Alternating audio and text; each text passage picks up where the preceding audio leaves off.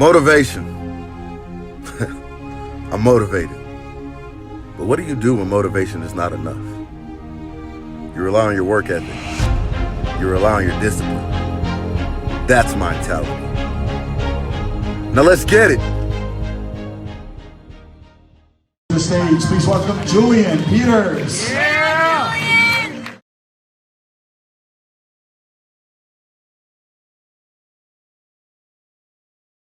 Okay.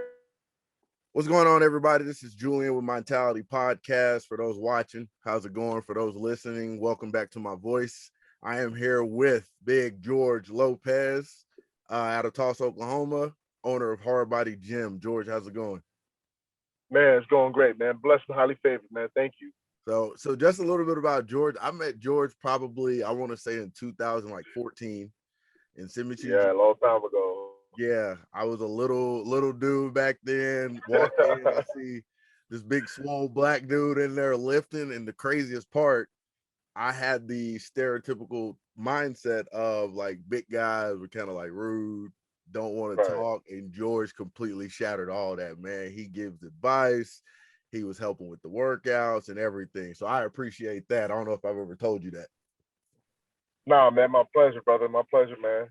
So to get into it a little bit, your background. So you used to be a hooper from New York. Right. What got you into training? What got you into lifting?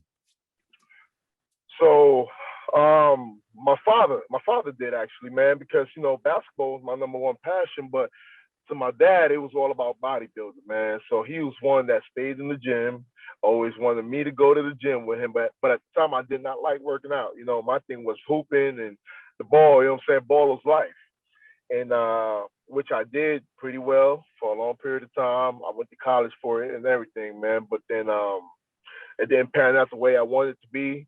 Everybody had hoop dreams going to the A and all that stuff, but it didn't work out for me, unfortunately. But after that, I just went ahead and picked up the weights, man. And then, Lord behold, man, I just fell in love with, lifting, and then became a passion of mine. So I started doing it every day, started seeing the changes in my body, which I admired the most. Now I'm like, wow, you know what I'm saying? So just put the ball down, just started lifting weights, man. And then here we are today. I own my own gym, which is just doing pretty well, man. Thank God.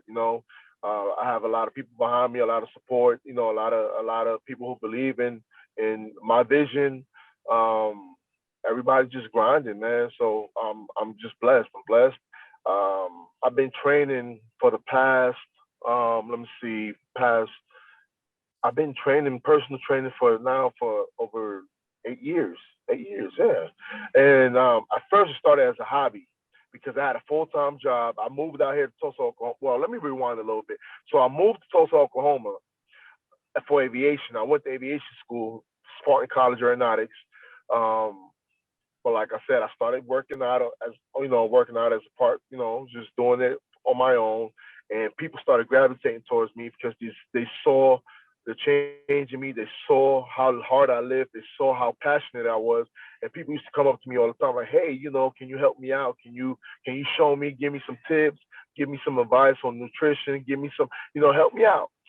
So I started doing it for free, helping people just, come on, join me. Come on, let's go. I'll show you, and little, it started building from there. And then I just one day just dawned on me, said, hey, man, why don't I just, take this serious and try to make it to where, I get certified and really start training people on the side while still working my full-time job, And so as far as the training started picking up for me, people just started, believing in me. So I started gaining more clientele, and the more exposure I got, the more people started coming for me to train them, and that started becoming less of a hobby and more of a job, and I just one day just said, you know what, let me just go ahead and take this on full time. So I started training up out of different gyms, and I noticed that I was making these other gyms tons of money, just bringing in the members to their gym, and by me bringing in my clients. And I was like, man, why don't I just go ahead and just open my own? which I did. I start, by going back 3 years now. I started hard body gym, and I started with a 2,000 square feet facility, just small, just enough to get the job done. And I kept growing and growing and growing. And I said, let me go ahead and take the leap of faith, and went ahead and opened a bigger facility, which is that facility was 5,000 square feet now, where I'm at today. And now, this next upcoming month, we're moving to a 15,000 square feet facility.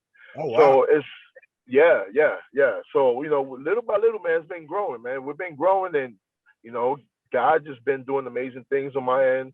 And as far as family goes, man, my family's blessed. My wife, she inspires me more than anything, because she's also a hardworking woman, man. She does a lot. She pushes me. She motivates me. She also has a full. I mean, like she's in the nursing field. She's in the medical field. She has a own. She has her own home health care business, and so she has one here. She has one in Oklahoma City, also while having a daycare. And so we've been building, man, just building the empire, the legacy for our children. We have three boys, amazing, beautiful boys. One, the oldest, he's 11 years old. The middle child, he's 9. My youngest is 4. So we've been building. We've been just growing day by day. For So, sure. So with starting a gym, obviously that's a huge leap of faith, but that's also a huge risk. Absolutely. With that, were there any doubts that you had to kind of fight through when you started that? Absolutely. The doubts was there because I had a lot of people in my ear telling me, yo, there's so many other gyms around the area. You got so many commercial gyms. How can you compete with that?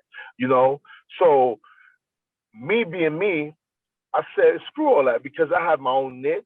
I have my own style. So as I seen people gravitating towards me for the training, why not? So I just blocked all that noise out about, gyms being oversaturated here in Tulsa, which it is. I totally agree. There's so many gyms out here. There's so many gyms that have better equipment, so many other gyms that may have better lighting or more amenities, because you have a lot of people that just go to the gym because they want to mingle, they want to meet people, they want to just go swim, want to play basketball.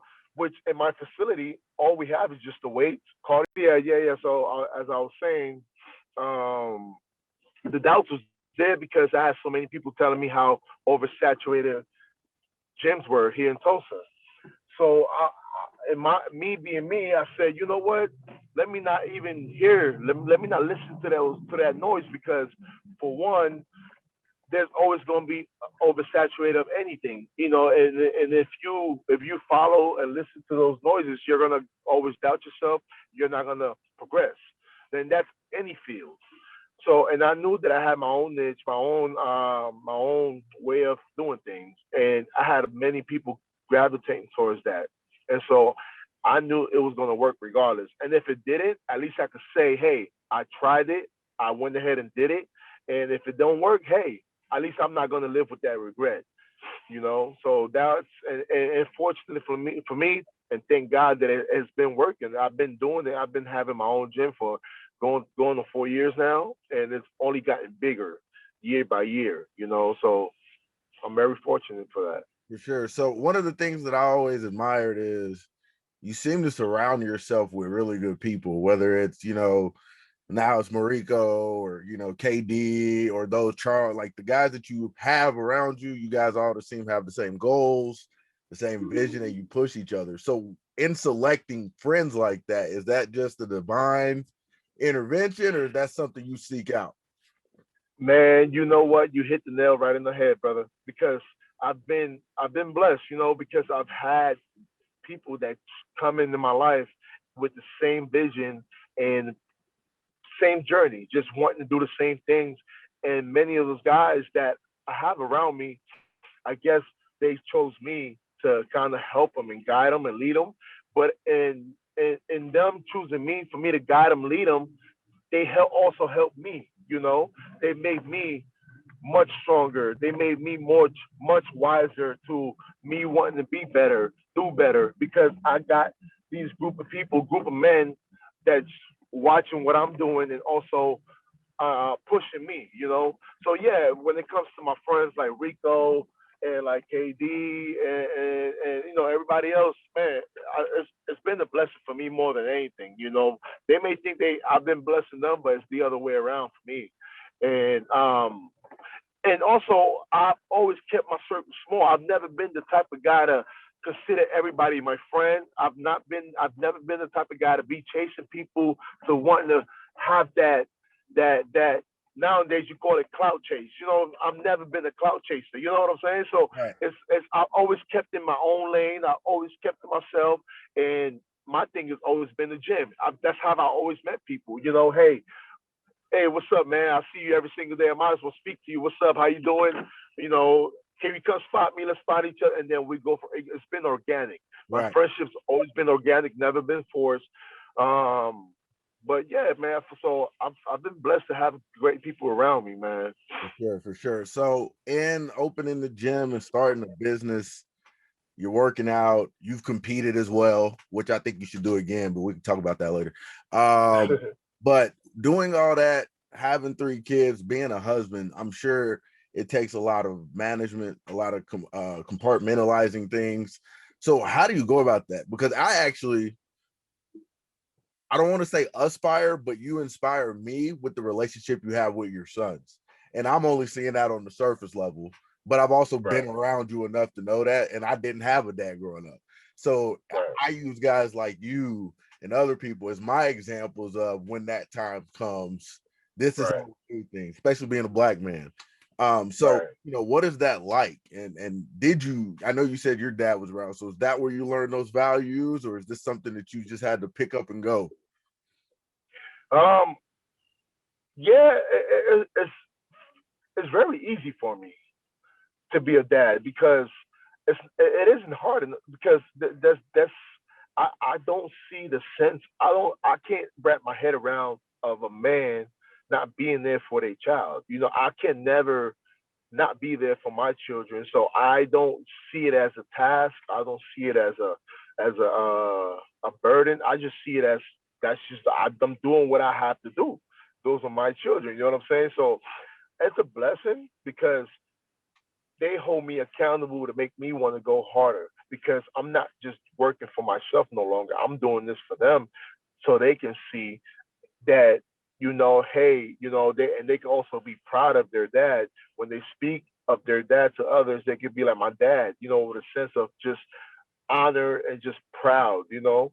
And for me, it's just also the balance because right now, for instance, being that I work a lot of hours, you know, and I have to find that balance to also spend that time with them because not only they see it, but they feel it. And being an entrepreneur and having my own gym, I have many other stuff that I got going as well, real estate, and you know that's other stuff that's outside of this. But I have a lot of other things going on. But being an entrepreneur also makes it a lot easier for me to bring them with me, take them with me because they spend a lot of time with me at the gym, you know, and which they enjoy, you know, because they can run around and I can also teach them stuff, and they're very curious, you know, in which I watch that from afar, and it makes me very happy to see my kids want to, you know, follow my footsteps, you know. So it's not hard for me, as I said, man. It's actually a wonderful thing, man. It's a wonderful thing. For sure. Yeah.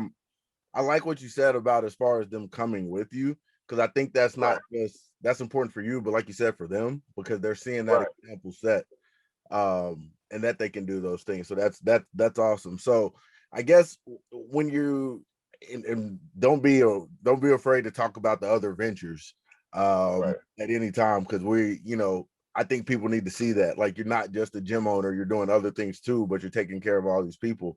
But right. you've put a team together, as far as clients that you're training, you're doing all those things. Are you more of an individual trainer or are you a group trainer? Like, how are you putting all that together? Because I know one of the things I notice is when some trainers, you got to be up at 6 a.m. and you got to be going till 9 to get everybody, but the guys who are able to put groups together maximize more. So is that what you're approaching? So when I first started training, it was individually, which at the time it was easier because it wasn't many, you know.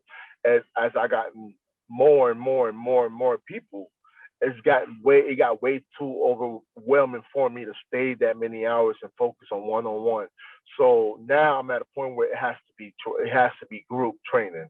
But the thing with the group training is I put people who are in the same level of fitness together to where I could push them, put them together, and then we could all work as a group and as one, and everybody within that group to hold each other accountable. Not only I, but each other. You know, so it has to be group for me, man, because I can no longer sit there one on one. You know, I also do some online training with people who are local, but I give them a plan. I give them like a meal plan. I give them the workout plan because some people just want to work out on their own, you know, and I can't give them that at the time because you know I just can't, you know. Sure. So I just you know. For sure, appreciate it. Well, yeah, man. That I told you it'd be a quick conversation. I know you're busy. You're in the car right now. Yeah, Like you getting ready yeah, I'm actually in the car.